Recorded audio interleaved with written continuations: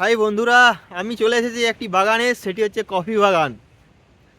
জীবনেও কফি বাগান দেখিনি, তো আজকে প্রথম কফি বাগান দেখছি এবং কফি গাছ দেখছি। আপনাদেরকেও দেখাচ্ছি, দেখুন কফিগুলো কীরকম হয়। কফি গাছ, এটা হচ্ছে কফি বীজ। এখান থেকেই কফিগুলো তৈরি হয়। দেখুন কত বড় বাগান।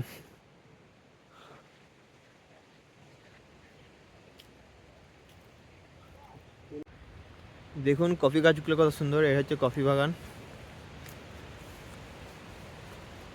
উপরে উপরে চলে গেছে কফি বাগানগুলো পুরো।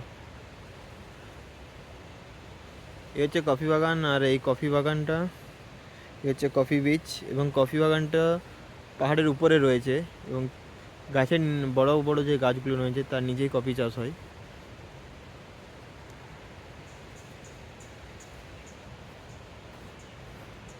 সোহেল ওই সাইডে রয়ে গেছে, তো সোহেলকে খুঁজে বার করতে হবে কফি বাগানে কোথায় ঢুকে আছে। এই দেখছেন ভিউ কি।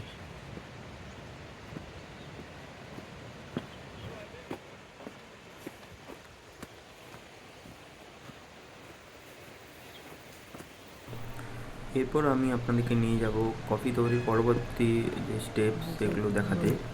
তো আপনারা আমার সঙ্গে থাকুন।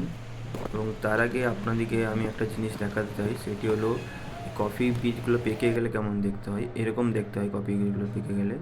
এবং তারপর যে আমরা যেমন ধান শুকাতাম গ্রামে, সেরকম এগুলোকে শুকানো হয় রোদে।